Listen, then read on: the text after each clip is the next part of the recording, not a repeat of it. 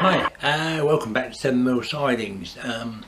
This is going to be the fourth and last bit on the Grampus. Going to do the weathering today, and we'll run some trains as well. The effect I'm looking for on the weathering is something like this, that sort of finish that you see in everyday use. I had some photos which I got off the internet of some Grampus weathered up, so the yard boys are still not impressed with those transfers, but never mind, we're going to weather these up today and then see how it looks. So join me for that in a moment. First of all, we'll run some trains. Right, we're starting up on the bridge today, or the embankment alongside the bridge, and we've got the 08 here just waiting for the signal, and it's got the catfish on the back, so we'll see what happens with that. That should be moving off shortly.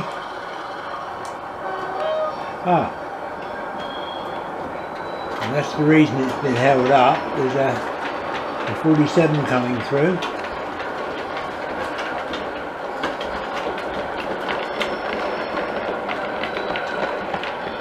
And that's just got OAA and a squid on the back. So with the 47 now gone through, the 08 should get the signal, I would think. And yeah, there we go. So, and it's just moving these catfish up into the 7up junction yard.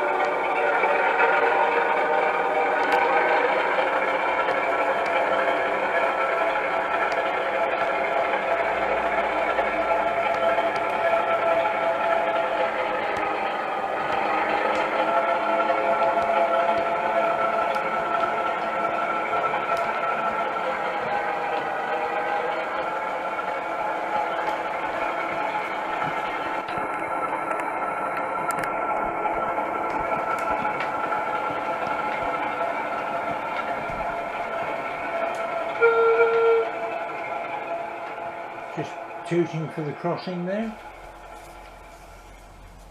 So the tools and equipment we're going to use today, I've got a soft brush, which is this one, nice little soft head on that, which will be for the powders, and I've got this one which is a little bit stiffer for the stippling, and I've got a small craft knife. I'll show you why I'm using that in a moment. 3 powders. There's an orange, a darker reddish orange, and a sooty black, and they'll be mixed up on here. And then I've got XF68, which is a NATO brown, and I've got a mixed pot of dirty paint there. I'll show you those in a moment. They're going to come in for stippling, weathering, the rusty bits really, and also for doing the inside of the wagon. First job I'm going to do is to make a start and put a few little dents in the top of the wagon. Now on the real thing, the top edge has sometimes got dents in where the grabber gets hold of loads and catches the sides. So I'm just going to do that. You can use either a Stanley knife, or if you prefer, you can use a small file, and whatever you use, it's going to be cleaned up afterwards and won't actually show too much. So it's just a case of making sure the knife goes away from you and making sure you don't go right the way through. So you end up with a very small area, which you've probably got a job to see there, but it will be emphasised once we start putting some rust on.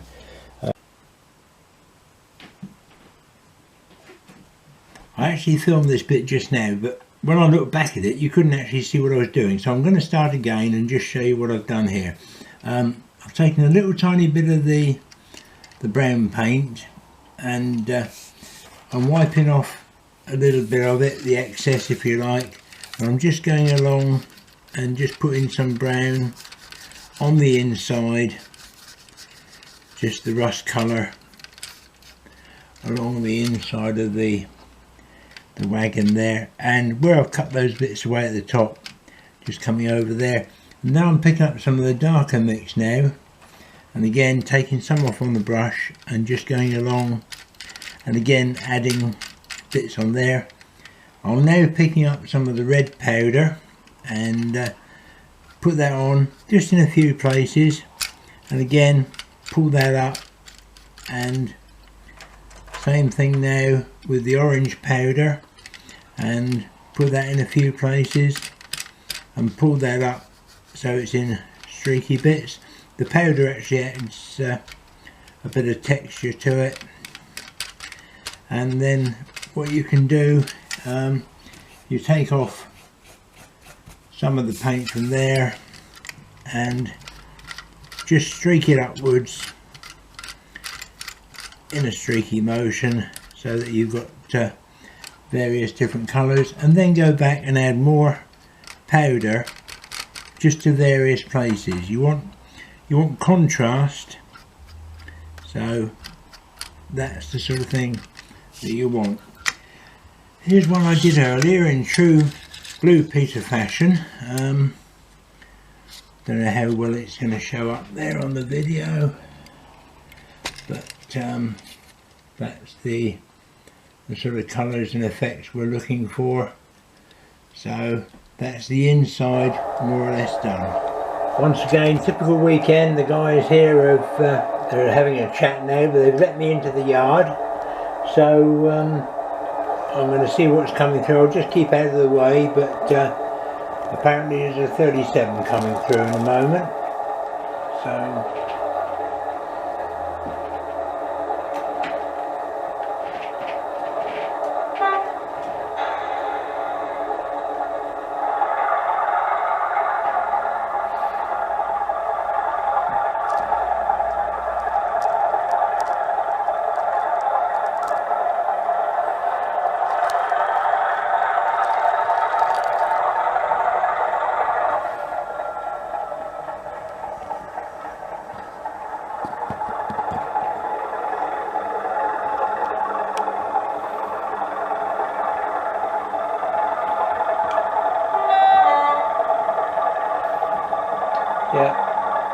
acknowledge that, so that I've got my high vis on, so we're okay.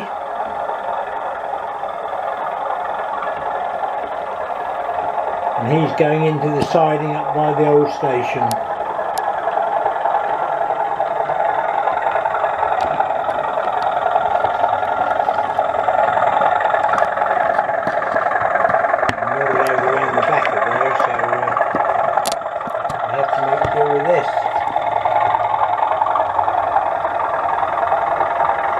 There we go.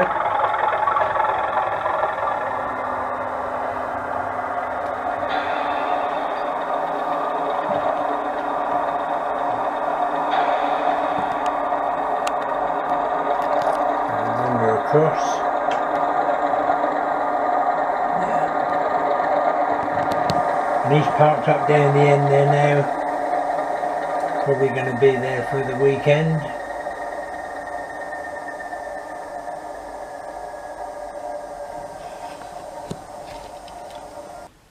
Welcome back. Right, what we're going to do now is the outside, and that's going to be predominantly done with powder. So what we're going to do, I've taken the softer of the two brushes now, and we're just going to use some powder. I'm going to take some out of each pot and just put it into my tray here, and then I'm just going to bring it on down the side of the wagon, put plenty on there, like that. This is the wagon that I'm going to do the most weathering on, because this is the one with the worst of the transfers.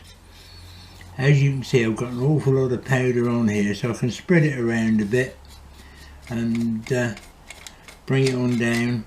I'm now adding some of the black powder to it, taking a little bit off on the tray there, because I want to get a really dirty, grubby effect on this wagon, and you'll notice that now I'm pulling it all downwards so that it sticks along in this bottom edge where the extra bit of chassis sticks out. I don't know what it's called, but where the extra bit sticks out there.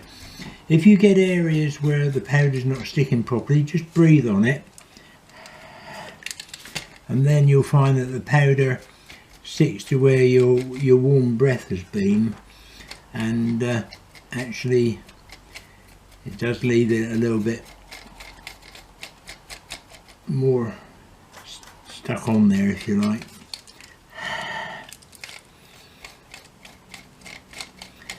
We will be using the airbrush in the end as well, but that'll be mainly to do the chassis area and the underneath.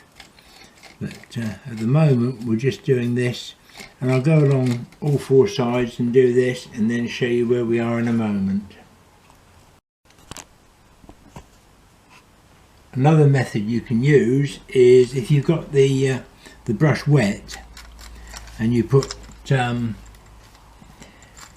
powder on, you can bring the powder down and just really make the side of the wagon dirty like that. And then if you get your tissue and you can use tissue or a cotton bud, and you can just drag that down lightly, and then that will leave dirt in the recesses as well. Then if you go back to your powders and put those on, they will stick more again because of the dampness and moisture on the actual wagon. So there are several different ways of doing it, and you can just add whatever you want. Try not to overdo it, but you can take it back off again because it's only powder and basically watercolour. You can just go back over, wipe it down, and leave yourself with a very dirty wagon. As I say, I wanted one dirtier than the other, so this is what we're going to have at the moment. So that's the wagon as we see it there. The inside is done there. The light is picking that up okay, and that was the other side. It's gone a bit heavy there, but that is more or less what I wanted because there's some bad paintwork around about that area there.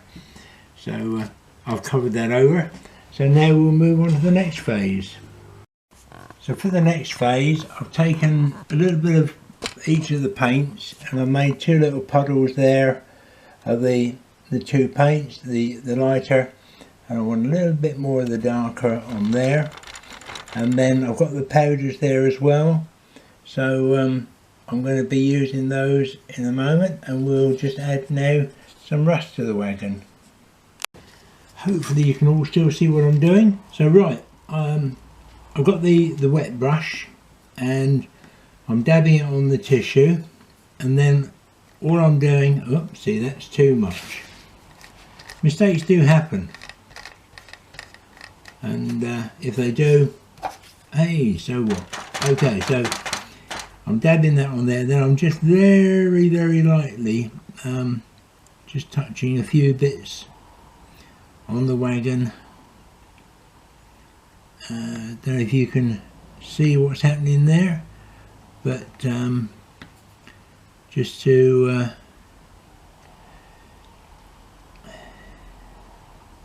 some bits are going to be more rusty than others, and over this area here I'm going a little bit heavier,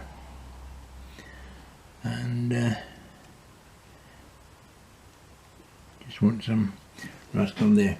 Now with the other brush, the drier brush, I'm picking up some powder and I'm just going to stipple over the top in a few places, and the powder is sticking to the wet paint and will give a little bit of texture to a few areas. A little bit of an area there that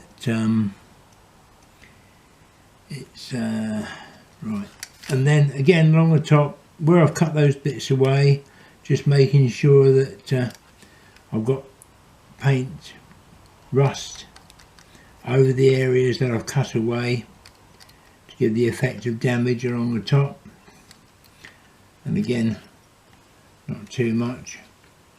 So that should dry off quite nicely now, and we'll see how that comes out in a moment. The 08's going to come down the yard, and I'm not quite sure where yet.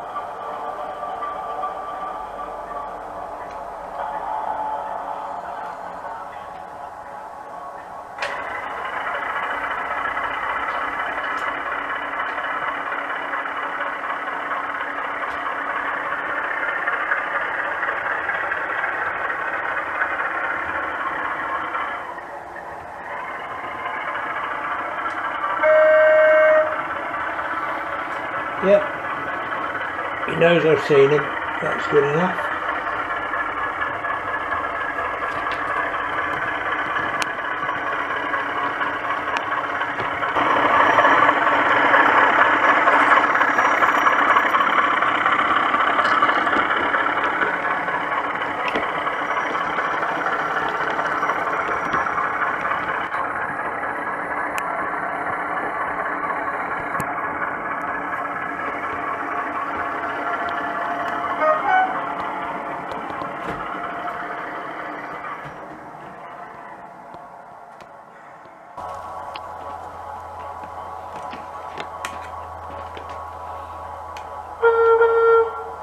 The 08's going somewhere. That's carrying on to Doreen Yard now.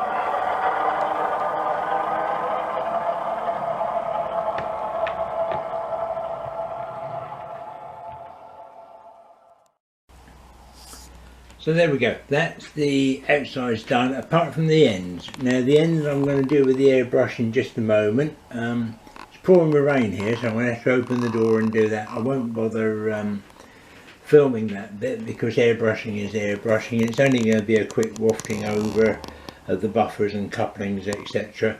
And I'll show you that once it's done. But basically they're as I wanted them. A little bit more weathered than the turbots. But you can still see the Dutch livery, you can still see some of the transfers showing through. This is the really bad transfer there, which was just the D number, but there's enough of the box showing through there now to give the impression from, like I said in the last video, 3 foot away with one eye closed. Yeah, it's not too bad. So let's get on and do the ends now, and then I'll come back and show you the finished article.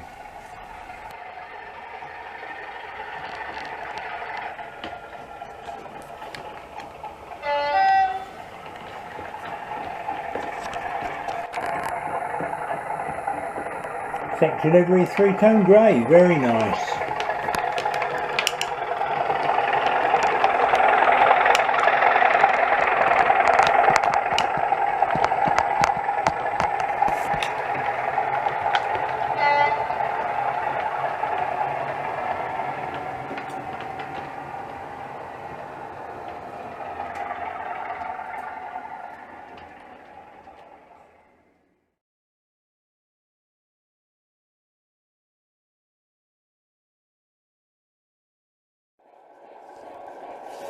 So there we have it. That's the 2 grandpas done now, and the ends have been weathered, as you saw on the photos just now, and the insides are all done. I will add some ballast later on, but the transfers are suitably hidden, but you can just see them through the rust, etc. So I'm quite pleased with them, and they are now in service. So let's run them out, and then we can get on with the next job. Run some more trains on the next video.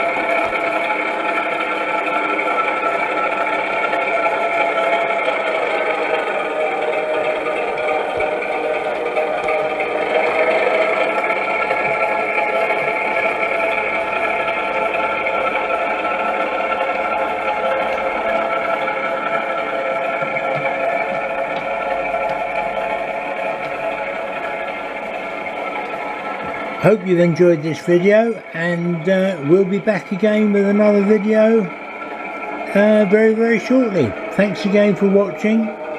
Cheers now. Bye bye.